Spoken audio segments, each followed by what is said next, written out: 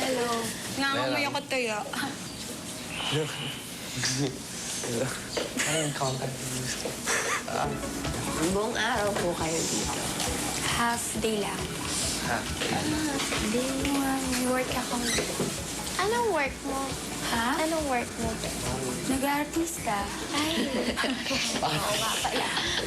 Bakit naman? Hindi halata. Ayan, at least medyo na-break na ang tensyon. Oh, breakfast na! Huwag kayong mahiya sa akin, ha?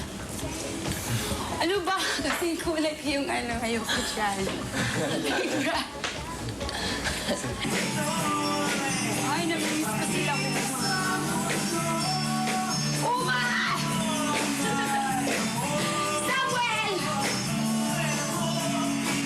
Na. Yes, bago lang kami. Post lang kami dati dito. Ate Cass, piliin niyo po yung manok ko kasi super linis po. Taka, pawis na pawis pa ako paglinis dito. Tsaka limpyong Bisaya.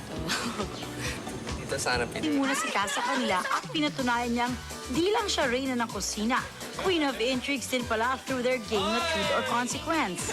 Sinong gusto mo sa dalawa? Biglang di makasagot, oh. Sabihin ko, Ako? Sino ba? Sa mukha, si Gerald. Ay, sa mukha talaga. Okay lang yan, Mikey. Okay lang yan. Saan yung pila? Parang natahimik. Okay na po, si ano po, si Gerald. Gerald Hindi! po. Sino gusto mo? Si Kim, si Brenda. Hindi, si Kim. Kasi, yun. Oy! Uy. Yun.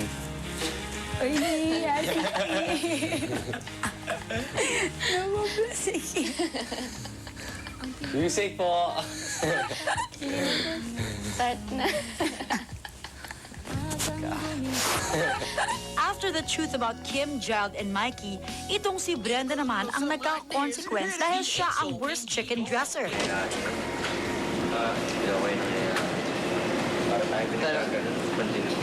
Tayo dalawa. Brenda sa garden for lunch. Sweet! After kumain, tinawag ni Tama ba ang aking obserbasyon? Apo. Siyempre naman po. Full effort. Sigurado kayong alam na alam nyo nang maglinis ng manok. Apo. May isang manok pa sa bahay. Ha? Remember? Si Brenda. Si Brenda. Ay! Opo. Si ano po? Napansin ko kasing namumula siya dahil sa glue. Opo. Opo. Kaya kailangan yung mag-dress ng chicken sa garden. Opo. Opo. At papalitan natin ang kanyang suot. Apo. Opo. Kasi namumula ka daw. Ulan na daw yung ano mo. Kasi po, kati talaga eh. Kaya ka nililisin ka ni. Dahan lang po. Ligo. para mas chunk. Hirap na sakit ko dito.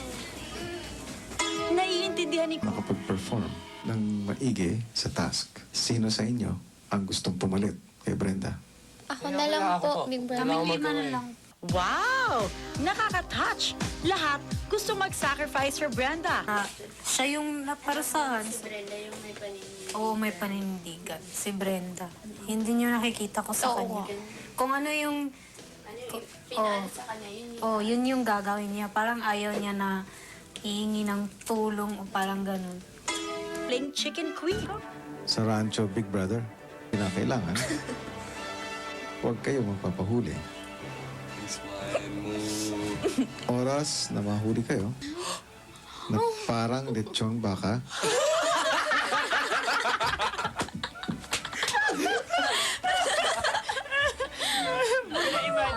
at lechong manok.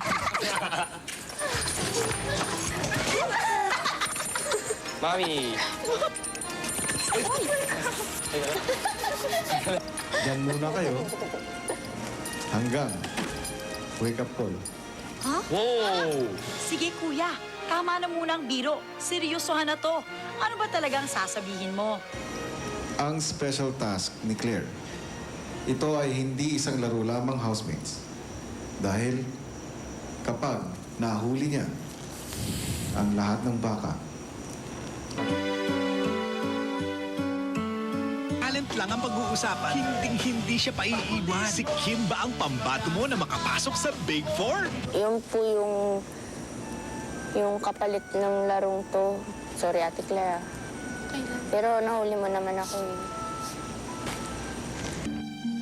Pagpasok ng bahay, Go! Go. Ano yan? Ilang? M-A. M-E, meron. S-A. Ang housemate na tinutukoy dyan. Wag naman ganyan. Si Mikey. Merong may crush kay Kim pero ilang ito sa kanya. Kasi ako po yung tingin ko ako yung tinutukoy dyan, tas medyo naiilang din po ako. malamang, naiilang ka nga, Mikey. Mabulol ba? Ginagaya mo ko. Unsplit time. Papasa kaya sila sa kanilang Bisaya weekly task? Mali. Pwede itong tanong. Ano? Ano po ba yung simula ng pangalawa? Secret. Ang iyong pagkamaroon. Putlon ako.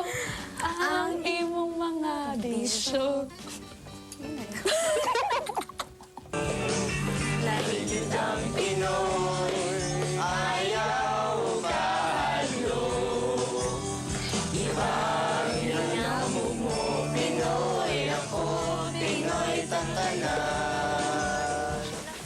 Bagsak.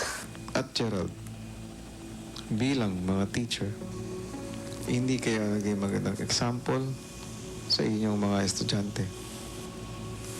Ibig sabihin, hindi nyo lang sila naturuan ng 1,000 lamang ang inyong magiging total budget. Oh no! Talo na naman ang teen housemates sa kanilang weekly task. Dahil na naman ba kayo sa linggong ito? Naput po na ang daliri ng mga family and friends and fans ng mga nominado para iligtas sila. Feeling safe kaya ang tatlo nating nominees o natetense na ba ang lahat ng ating mga teen housemates? Kausapin na natin sila. Sa paghanap nito ni Matt, yung machine ang nakuha mo, porsigido ka pa rin. Anong mensahe mo para kay Matt sa gabing ito? Just keep trying and don't give up his spirit for looking for his dad. Yun na po. Thank you. Maraming salamat. Nagbabalik ng Pinoy Big Brother Teen Edition. Cheese dog footlong haba holiday. Aking ibinigay ang task na ito. A footlong and lasting friendship. At pumasok sa loob ng... May tao dito. Di pa dyan nagtatapos ang ligaya.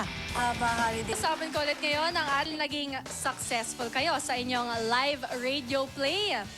Kumusta naman sina Krisa at Noel? Noel. Kim. Kim, gusto ko tanungin sa'yo, sa pagpasok ni Frankie sa loob ng bahay ay nagtilian ng lahat ng housemates at nagsitakbuhan. Pero isa ka sa mga unang babaeng humarap sa kanya. Paano mo to ginawa? Nakita ko na po siya dati dito, pumasok po dito. Tsaka, sa tingin ko wala po akong tinatakutan. Something, face your fears. Tama yan, Kim. Pero gusto ko din sabihin sa'yo na mahusay ka sa pagganap mo bilang Lola Andeng. Ano ba ang pinaka na-enjoy mong parte? Ano bang natutunan mo dito sa inyong radio play task? Pasensya po, tsaka tiwala po sa sarili.